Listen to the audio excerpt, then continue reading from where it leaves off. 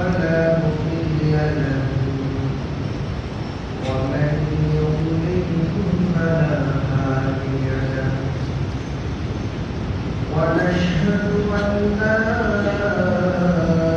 إله إلا الله ونشهد أن سيدنا ومولانا محمدا عبده ورسوله أرسله إلى كافة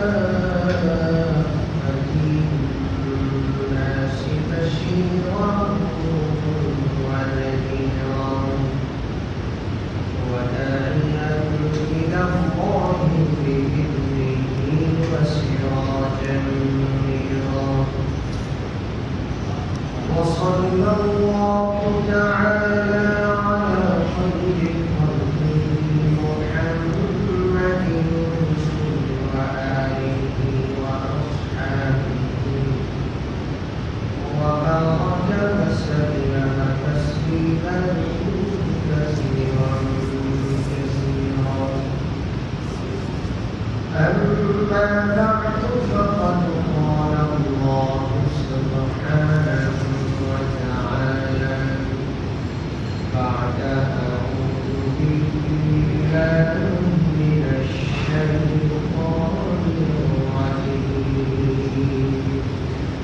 بسم الله الرحمن الرحيم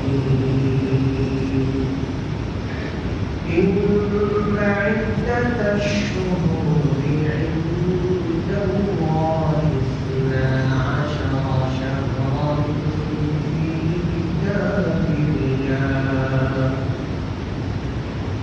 يوم خلق السماوات والأرض منها أربعة حرم ذلك الدين القيم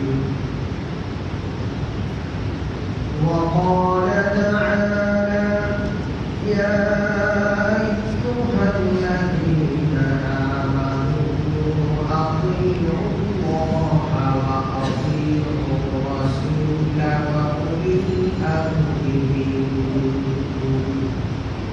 فإن تنازعتم في شيء فردوه إلى الله والرسول إن كنتم تؤمنون بالله واليوم الآخر ذلك خير وأحسن تأويلا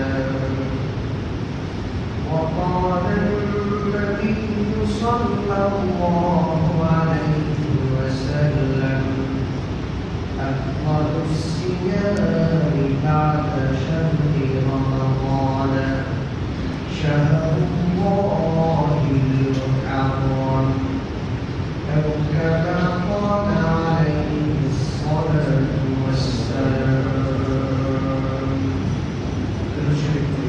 اللهم صل على محمد وعلى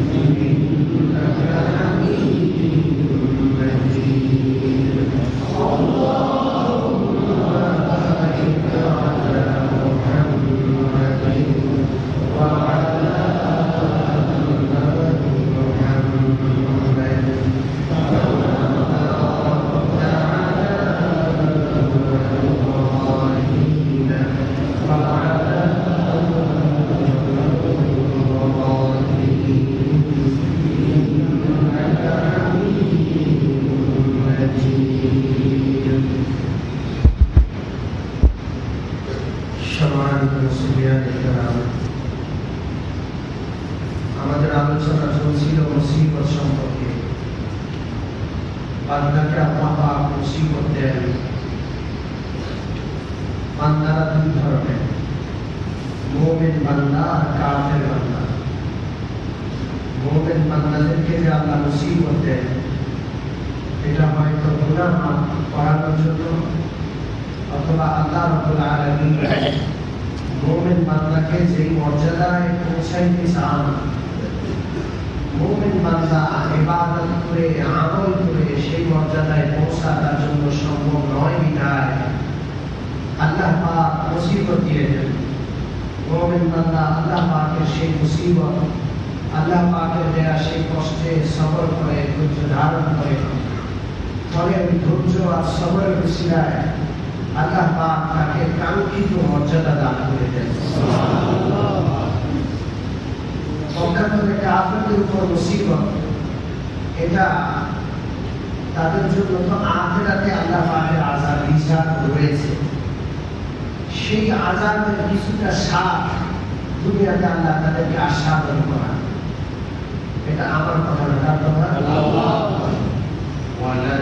وَلَنُذِيقَنَّهُم مِّنَ الْعَذَابِ الْأَدْنَىٰ دُونَ الْعَذَابِ الْأَكْبَرِ لَعَلَّهُمْ يَرْجِعُونَ। আল্লাহ বলেন তাদেরকে আমি বড় আযাবের আগে ছোট ছোট আযাব দেই, সামান্য সামান্য আযাবের স্বাদ তাদেরকে আস্বাদন করাই, যেন তারা তওবার তৌফিক পেয়ে যায়, তারা যেন একটু ফিরে আসে, বড় আযাবের কথা স্মরণ করে আল্লাহর দিকে ফিরে আসে, তওবা। মুসিবত সম্পর্কে দীর্ঘ আলোচনা ইনশাআল্লাহ করা হবে। যেহেতু সাময়িক একটা বিষয় নিয়ে আলোচনা করতে হচ্ছে, মুসিবত এবং মুসিবত সম্পর্কে আরো কোরআন হাদিসের আলোকে আলোচনা ইনশাআল্লাহ আল্লাহ পাক তৌফিক দিলে আগামী জুমাগুলোতে সময় মতো করা হবে। সমসাময়িক বিষয় হলো আজকে মুহররম মাসের কয় তারিখ? আমরা অনেকেই জানি পবিত্র মাহে মুহররম শুরু হয়েছে, মুহররম মাস শুরু হয়েছে।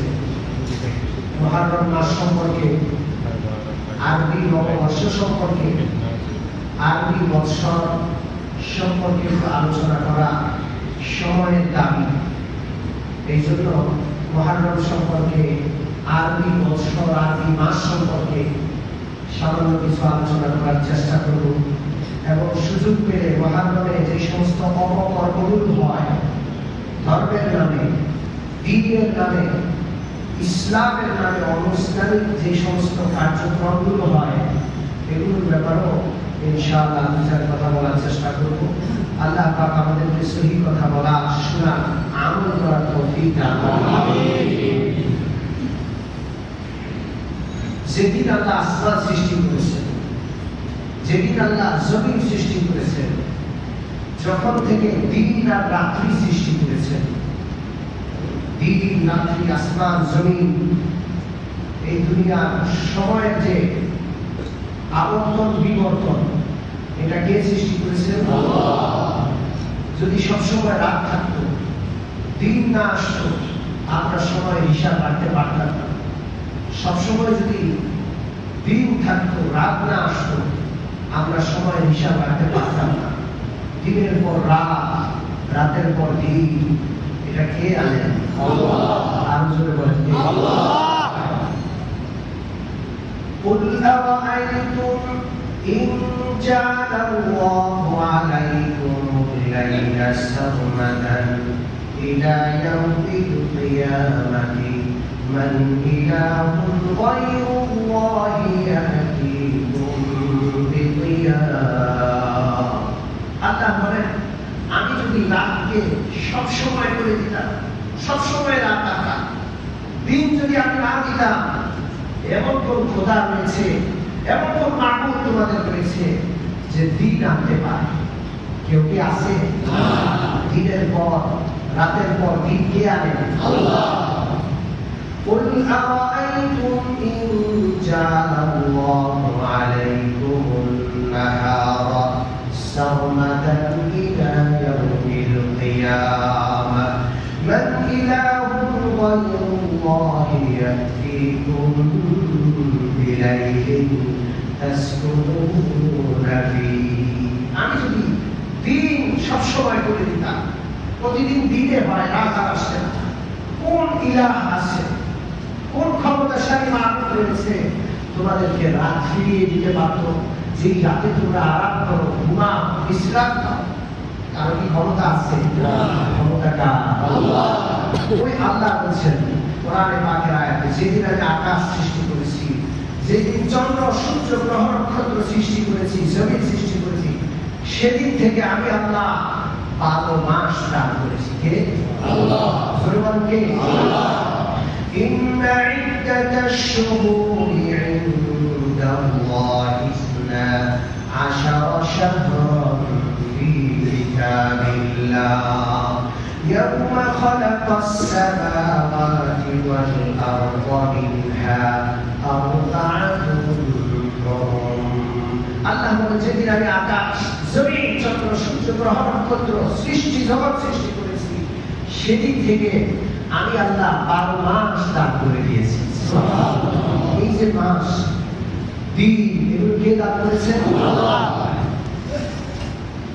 12টা মাস আল্লাহ দিয়েছেন। এই 12 মাস বাংলা যেমন আছে বৈশাখ জ্যৈষ্ঠ আষাঢ় শ্রাবণ, 12 মাস আরবিতে রয়েছে, 12 মাস ইংরেজিতে রয়েছে।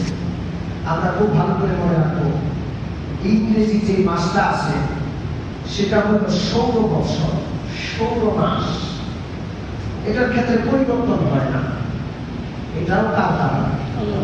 জোরে বলেন আল্লাহ। আর আরবি যে মাসটা, আরবি যে বৎসরটা, সেটা হলো চান্দ্র বৎসর। চন্দ্রের হিসাবে সেই বছর বর্ণনা করা হয়, সেটা কি দান করেছেন আল্লাহ।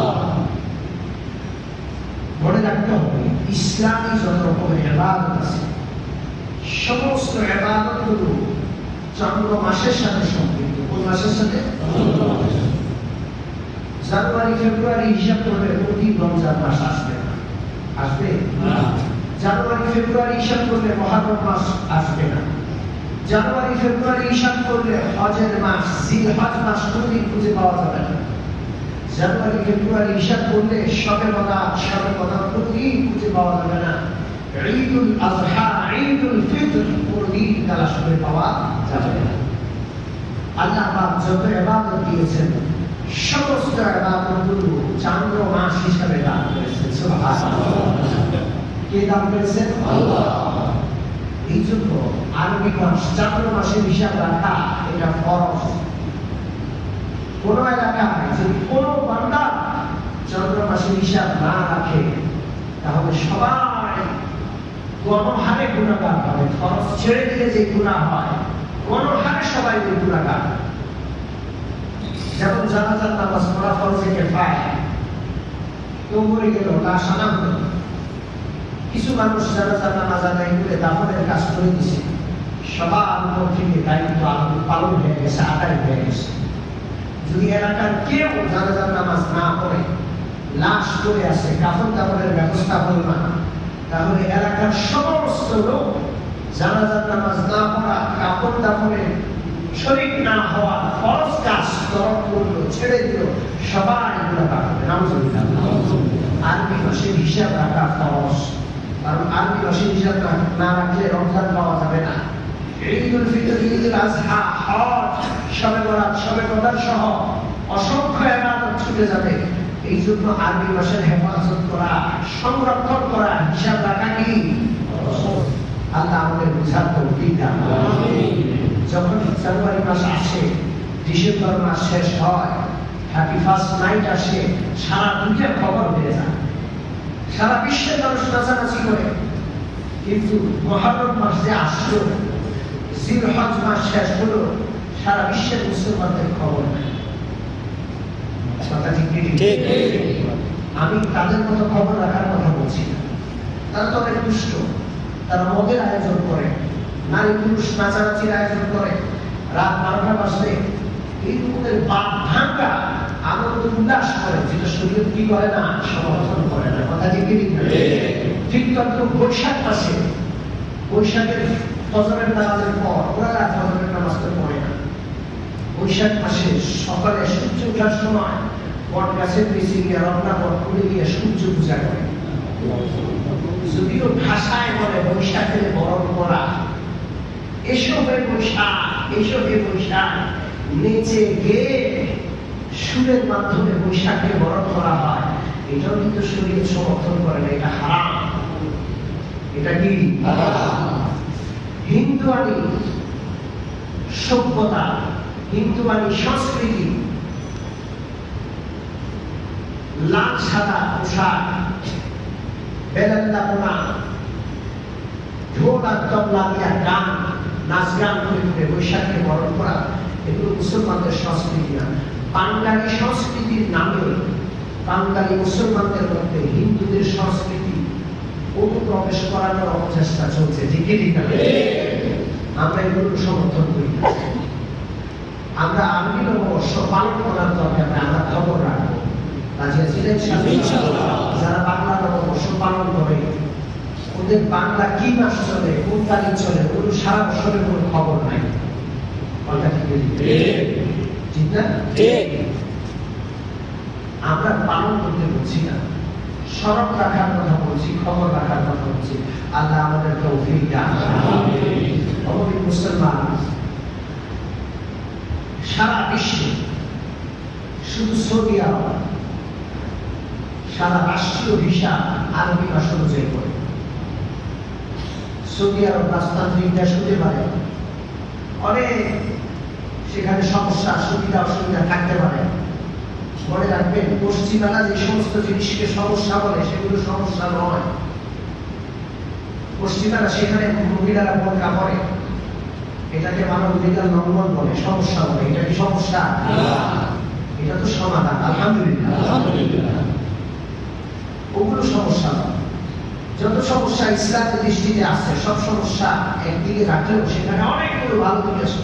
এর মধ্যে একটা ভালো দিক হলো রাষ্ট্রীয় সমস্ত হিসাবপত্র আরবি মাস অনুযায়ী হয়, আলহামদুলিল্লাহ। সারা দেশে ইংরেজি মাসের হিসাব তেমন একটা তারা জানে না, খুব কম। আরবি মাসের হিসাব সাধারণ জনগণ, সাধারণ নাগরিক সবাই জানে। সৌদি আরব ছাড়া সারা বিশ্বে কোথাও রাষ্ট্রীয়ভাবে আরবি মাসের হিসাব রাখা হয় না। আমাদের দেশে রাষ্ট্রীয়ভাবে হেরাল কমিটি নামক একটা কমিটি আছে।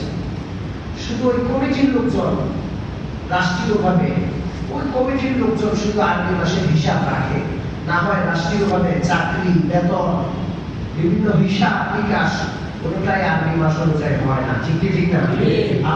আল্লাহ পাক আমাদের সকলকে 90-95 মুসলমানের দেশ আরবি মাসের হিসাব করে, চন্দ্র বৎসরের হিসাব করে বৎসর নিজস্ব সমস্ত কার্যক্রমগুলো পরিচালনা করার তৌফিক দান করুন।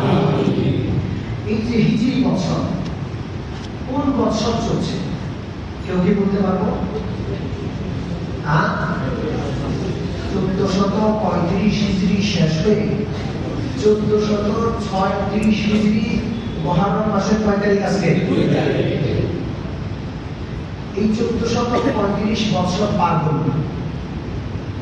হিজরি সন শুরু হলো কবে থেকে, এর ইতিহাস জানানো জরুরি। হযরত ওমর ফারুক রাদিয়াল্লাহু তাআলা আনহুর যুগে অর্ধ দুনিয়ার শাসক তিনি। বিভিন্ন রাষ্ট্রের গভর্নরদের কাছে তিনি চিঠি পাঠান। একবার তিনি মিশরে চিঠি পাঠাইলেন। আবু মুসা আশআরী রাদিয়াল্লাহু তাআলা আনহু মিশরের শাসক। হযরত ওমরের চিঠি পেয়ে তিনি পাল্টা চিঠি লিখলেন, ও আমিরুল মুমিনিন,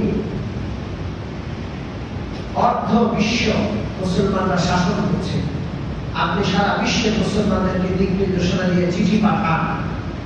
আপনার চিঠিতে নির্ভরযোগ্য কোনো সব তারিখ লেখা থাকে না।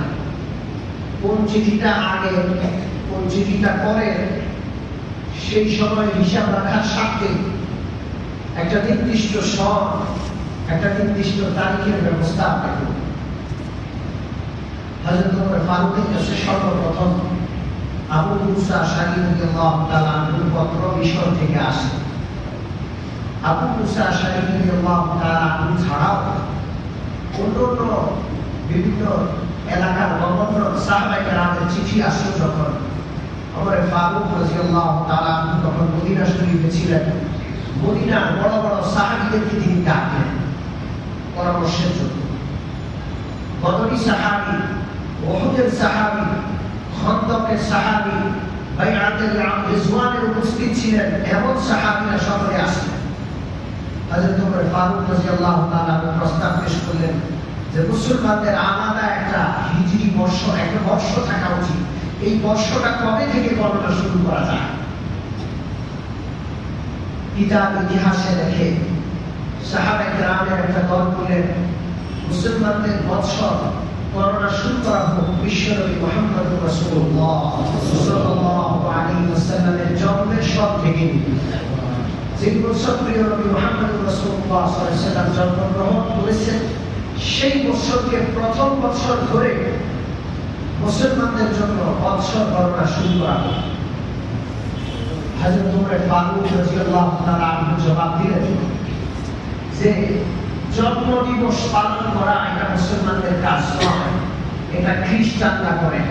খ্রিস্টানরা হযরত ঈসা আলাইহিস সালামের জন্ম দিবস পালন করে, ঠিক কি ঠিক না? আজকে অনেক মুসলমান আছেন, মনে রাখবেন ওমর ফারুক রাদিয়াল্লাহু তাআলা আনহু বিশ্বনবীর জন্ম দিবস পালন করে সেই জন্ম দিবস থেকে মুসলমানদের জন্য বৎসর গণনা শুরু করতে রাজি হন নাই, কারণ খ্রিস্টানদের সাথে মিল হয়ে যায়। অনেক মুসলমান এখানে আসেন 12 রবিউল আউয়াল রাসূলুল্লাহ সাল্লাল্লাহু আলাইহি ওয়াসাল্লামের জন্ম দিবস পালন করেন। ইসলাম এটাকে সমর্থন করে না। আল্লাহ পাক আনুষ্ঠানিক এই সমস্ত কাজ থেকে আমাদের দূরে থাকার তৌফিক দান করুন। মুহররম, সফর, রবিউল আউয়াল 2 মাস পরেই কিন্তু রবিউল আউয়াল আসছে। অনেক মুসলমান রাস্তায় বের হয়ে মিছিল করবে, জন্ম দিবস পালন করবে। মুসলমানরা নবীর জন্ম দিবস পালন করবে না, খ্রিস্টানরা নবীর জন্ম দিবস পালন করে, খ্রিস্টানদের ব্যাপার। নবী সাল্লাল্লাহু আলাইহি ওয়াসাল্লামের জন্ম দিবস যদি পালন করা যেত তাহলে ওমর, আবু বকর, অসংখ্য সাহাবী রাসূলুল্লাহ তারা রাসূলুল্লাহর জন্ম দিবস পালন করত, ঠিক কি না?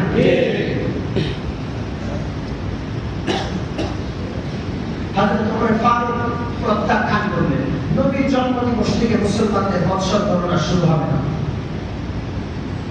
তখন আরেকটা পরামর্শদাতা পরামর্শ দিলেন, ঠিক আছে, বিশ্বনবী যে বছর ইন্তেকাল করেছেন, বিশ্বনবীর ইন্তেকালের দিন থেকে নিয়ে মুসলমানদের বৎসর গণনা শুরু হোক। হযরত ওমর ফারুক রাদিয়াল্লাহু তাআলা আনহু জবাব দিলেন, রাসূলুল্লাহর ইন্তেকাল এটা বিশ্ববাসীর জন্য সবচেয়ে বড় মুসিবতের, সবচেয়ে বড় মুসিবতের ঘটনা, ঠিক ঠিক না? আমরা মুসলমানদের বৎসর গণনা মুসিবতের দিক থেকে শুরু করতে রাজি হব, আলহামদুলিল্লাহ। তখন সাহাবায়ে কেরাম পরামর্শ দিলেন, ঠিক আছে, জনাব রাসূলুল্লাহ সাল্লাল্লাহু আলাইহি ওয়াসাল্লাম যে বছর মক্কা শরীফ ছেড়ে মদিনা শরীফ হিজরত করে চলে আসলেন সেই বছর থেকে হিজরি সন নামে মুসলমানদের সনের গণনা করা হোক। সুবহানাল্লাহ। হযরত ওমর ফারুক রাদিয়াল্লাহু তাআলা আনহু মুসলমানদের এই দলের পরামর্শ গ্রহণ করলেন এবং বললেন, হ্যাঁ, জন্ম এটাও সবার হয়, এটা কোনো গুরুত্বপূর্ণ ব্যাপার নয়। মৃত্যু এটাও তো সবার হয়, এটাও গুরুত্বপূর্ণ ব্যাপার নয়। অনেক গুরুত্বপূর্ণ ব্যাপার হলো হিজরত। হিজরতের মাধ্যমে দ্বীন জিন্দা হয়। সুবহানাল্লাহ। হিজরতের মাধ্যমে কি জিন্দা হয়? যে কোনো রাষ্ট্রে, যে কোনো দেশে ইসলামের হুকুম যদি না চলে, ইসলাম যদি প্রকাশ্যে পালন করা না যায়, ইসলামের বিধিবিধান পালন করতে যদি বাধা দেয়, তাহলে সেই রাষ্ট্র ছেড়ে, সেই দেশ ছেড়ে, সেই এলাকা ছেড়ে ওই এলাকায় মুসলমানরা চলে যাবে যেখানে স্বাধীনভাবে আল্লাহ পাকের হুকুম, বিশ্বনবী মুহাম্মদ রাসূলুল্লাহ সাল্লাল্লাহু আলাইহি ওয়াসাল্লামের শরীয়ত স্বাধীনভাবে মানা যায়। জনাব রাসূলুল্লাহ সাল্লাল্লাহু আলাইহি ওয়াসাল্লাম মক্কা ছেড়ে কোথায় চলে গেছেন? যেই বছর হিজরত করেছেন, আলহামদুলিল্লাহ সেই বছর থেকে মুহররম মাস থেকে মুসলমানদের হিজরি বৎসর গণনা শুরু হয়। আল্লাহ পাক আমাদের সকলকে এই হিজরি বৎসরের কথা স্মরণ রাখা, এই হিজরি বৎসরের হিসাব রাখা তৌফিক দান করেন। সম্মানিত মুসলিয়ানে কেরাম, হিজরি বৎসরের প্রথম মাস এখন মুহররম মাস। কি মাস? মুহররম। এই মুহররম মাস হলো তাওহীদের মাস, একত্ববাদের মাস। কিসের মাস? জোরে বলেন। একত্ববাদ। আল্লাহ পাক রমজান মাসকে শাহরুল্লাহি রমাদান বলেন, মুহররম মাসকে শাহরুল্লাহি মুহররম নবীর জবানে বলেছেন। নবীর জবান দিয়ে কথা কে বলেন? আল্লাহ। জোরে বলেন কে? আল্লাহ। ওয়া ইয়ানতিকু আনিল হাওয়া ইন হুয়া ইল্লা ওয়াহয়ুন ইউহা। বিশ্বনবী যদি কোনো কথা বলেন নিজের পক্ষ থেকে নয়, বিশ্বনবী যখন কথা বলেন তার পক্ষ থেকে কথা বলেন। আল্লাহ। গুফতারে ও গুফতারে আল্লাহ, গুফতারে ও গুফতারে আল্লাহ, গরচে আজহার কোমে আব্দুল্লাহ, গরচে আজহার কোমে আব্দুল্লাহ। বিশ্বনবী নিজের পক্ষ থেকে বলেন না, কথা তার পক্ষ থেকে বলেন। এই বিশ্বনবী বলেন যে মুহররম মাস হল কার মাস? আল্লাহ। মুহররম মাস আল্লাহর মাস। এই মুহররম মাস হল তাওহীদের মাস। ঘটনা বহুল এই মাস, ঐতিহাসিক মাস। মুহররম মাসে আল্লাহ পাক 10 তারিখে হযরত আদম আলাইহিস সালামের তওবা কবুল করেছিলেন। সুবহানাল্লাহ। কে করেছিলেন? আল্লাহ। মুহররম মাসে তওবার মাস, তাওহীদের মাস। হযরত আদম আলাইহিস সালামের মাধ্যমে একটা ভুল হয়ে গেছে, ইচ্ছাকৃত না অনিচ্ছাকৃত। হযরত আদমকে আল্লাহ নির্দেশ দিয়েছেন এই গাছটার ফল খাবা না, এই গাছটার কাছেও যাবা না। ওয়ালা তাকরাবা হাযিহি শাজারাতা, এই গাছটার কাছেও যাবা না। আল্লাহ পাক বড় সুন্দর বিধান। আল্লাহ পাক এই কথা বলেন না ওয়ালা তাকরাবু, আল্লাহ পাক বলেন না যে জিনা করো না। আল্লাহ বলেছেন জিনার কাছেও যাবে না। কে বলেছেন? আল্লাহ। ওয়ালা তাকরাবু জিনা, জিনার কাছেও যাবে না। জিনার কাছে না যাওয়ার জন্য কি করতে হয় সেটা আল্লাহ বলেছেন। কুল্লিল মুমিনিনা ইয়াগুদ্দু মিন আবসারিহিম, ও নবী মুমিন বান্দাদেরকে বলেন যেন দৃষ্টিকে অবনত রাখে, দৃষ্টিকে অবনত রাখে। ওয়া কুল্লিল মুমিনাতি ইয়াগুদ্দুনা মিন আবসারিহিম, আল্লাহ পাক বলেন ও নবী মুমিন মহিলাদেরকে বলে দেন যেন তারাও নিজের দৃষ্টিকে অবনত রাখে। পর পুরুষ পর নারীর দিকে না তাকায়, পর নারী যেন পর পুরুষের দিকেও না তাকায়। কারণ আল্লাহ আল্লাহ পাক জিনার আশেপাশে যাওয়া থেকে আমাদের হেফাজত। আমিন। হযরত আদম আলাইহিস সালামকে আল্লাহ নিষেধ করেছেন এই গাছের কাছেও যাবে না। শয়তান আসছে, এসে আল্লাহ পাকের নাফরমানি করার জন্য সরাসরি উদ্বুদ্ধ করে না, পেঁচায়া কথা বলে। শয়তান বলে এই গাছটা খেতে আল্লাহ নিষেধ করেছেন প্রাথমিক অবস্থায়। সর্বপ্রথম আপনাকে যখন আল্লাহ তৈরি করেছেন তখন জান্নাতি সব ফল খাওয়ার মতো, হজম করার মতো অবস্থা ছিল না। এখন আপনার হজম শক্তি মজবুত হয়েছে, দীর্ঘদিন জান্নাতে ছিলেন, এখন ওই নিষিদ্ধতা, আগের নিষিদ্ধ ব্যাপারটা এখন আর নাই। এখন ওরা এসে খাওয়া যাবে, এখন হালাল হয়ে গেছে। এই পৃথিবীতে কিছু শয়তান আছে যারা শয়তানের চেয়ে এক ধাপ আগে বাড়ানো। এরা বলে যে সুদ একসময় হারাম ছিল, এই যুগে এই অবস্থায় এই পরিস্থিতিতে সুদকে হারাম করলে আমরা চলবো কেমনে? আছে না? নাই আছে।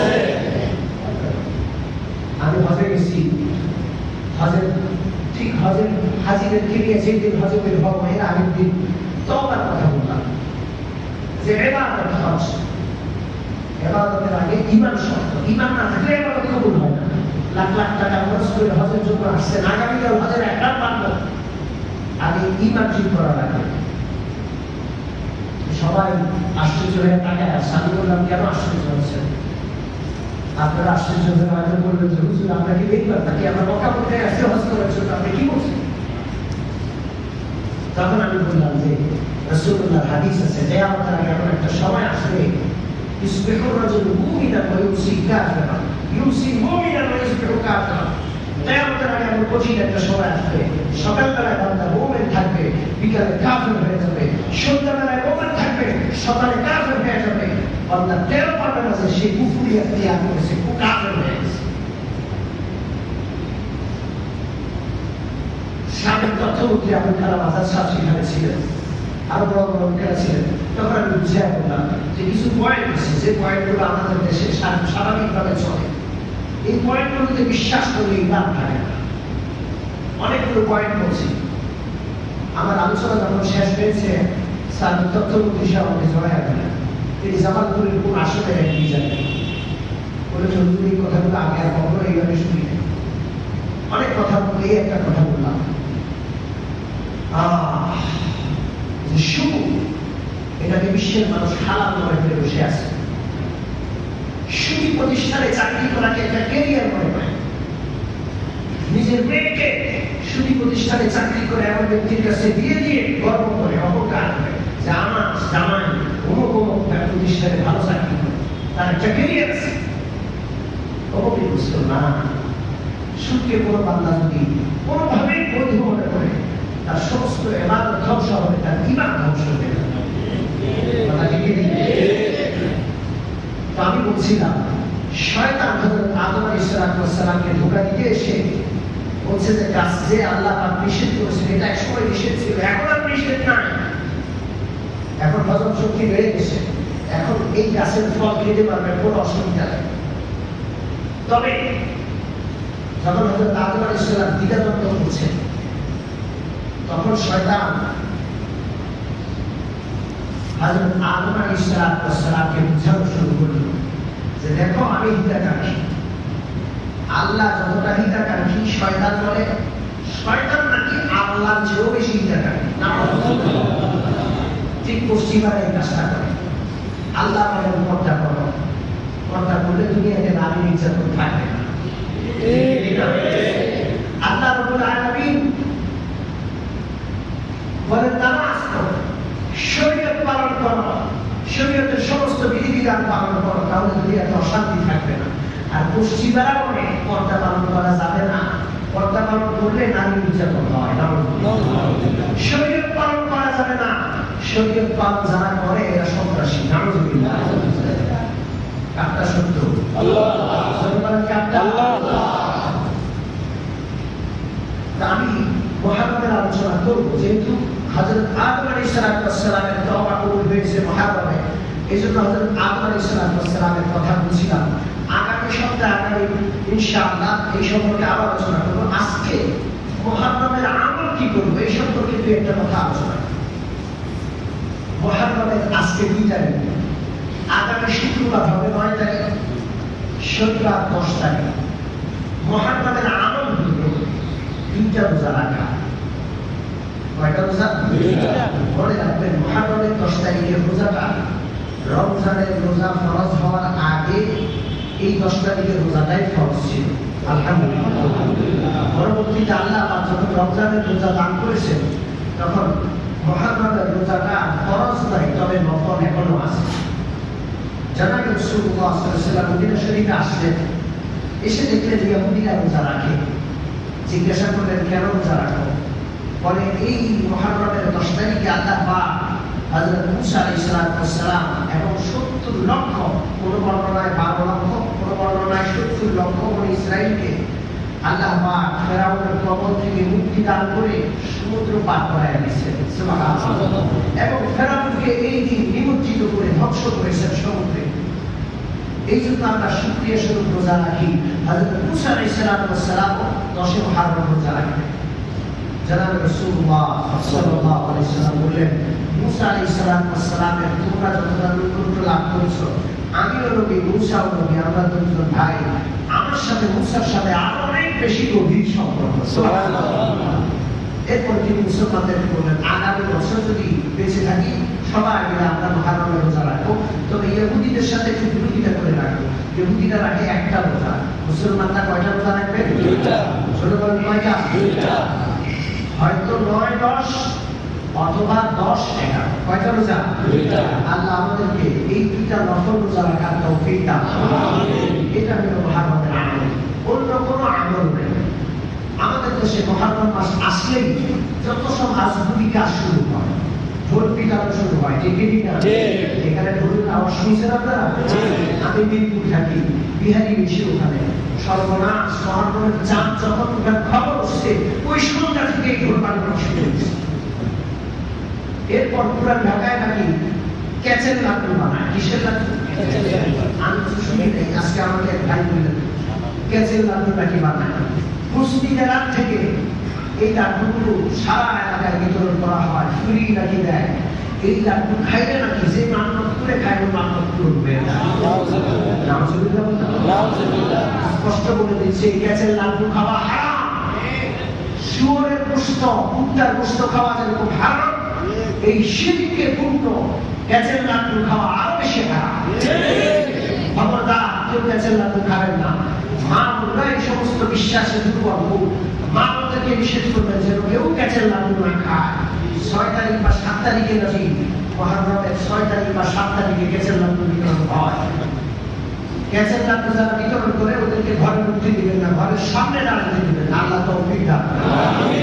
2 নম্বর, 9-10 তারিখ বা আগে পরে হুসাইনের ঘোড়ার মতো করে ঘোড়া আনা হয়।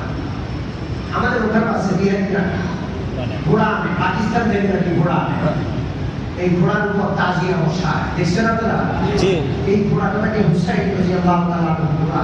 ওই তাজিয়ার ভিতরে নাকি হযরত হুসাইন আছে। ওই তাজিয়াটাকে সামনে রেখে বিভিন্ন রকমের মান্যত করে, বিভিন্ন রকমের পূজা দেয়। ওটা একটা মণ্ডপ, মুসলমান ওখানে গিয়ে পূজা দেয়। এরপর ঘোড়ার খুঁট, ঘোড়ার পায়ের খুঁটটা দুধ দিয়ে ধুয়ে দেয়। কি দিয়ে ধোয়? দুধ দিয়ে ধোয়ার পর ওই দুধটা মাটিতে পড়ে যায়। মুসলমানরা গিয়ে সেই মাটি থেকে দুধটা দিয়ে গায়ে মাখে আর বলে এই দুধ গায়ে মাখলে যে কোনো মান্যত নাকি পূরণ হয়ে যায়। এরপর কোন এলাকা থেকে, পুরা ঢাকার কোন এলাকা থেকে একটা রশি বের করা হয়। কোন এলাকা থেকে?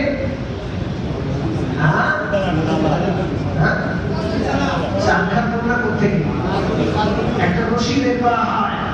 হযরত ফাতেমা নাকি হুসাইনের খোঁজার জন্য বাইর হয়েছিল। মুসলমানরা গিয়ে সেই রশি ধরে টানে। এই রশি ধরে টানলে নাকি নিজের যে স্বপ্ন আছে সেই স্বপ্ন, নিজের যে মান্যত আছে সেই মান্যত নাকি পূরণ হয়। এই রশি টানতে টানতে ধানমন্ডি রেডি দিয়ে হয়। নাউযুবিল্লাহি মিন যালিক। এরপর ঢোল পিটায়। এরপর কিছু লোক আছে এটা ঢোল পিটাবে আর বলে আমরা শিয়া লোক। শিয়ারা তলোয়ার দিয়া নাকি ছুরি দিয়া নিজের গায়ের মধ্যে ক্ষত সৃষ্টি করে। আমরা তো শিয়া নই, আমরা ঘন্টা বানাইছি। অবৈধ মুসলমান কিন্তু শরীরের সাথে কোনো সম্পর্ক নাই, খারাপ শিরকি কাজ। মুহররম মাস হলো তাওহীদের মাস। মুহররম মাস কিসের মাস? আমি ইনশাআল্লাহ এটা বুঝাবো আপনাদেরকে। মুহররম মাস কার মাস? আল্লাহর মাসে, আল্লাহর একাত্মবাদের মাসে, আল্লাহর তাওহীদের মাসে শিরক করা হবে, শিরকের আত্মাকারা বানানো হবে। অবৈধ মুসলমান এটা কখনো বরদাস্ত করা যায় না।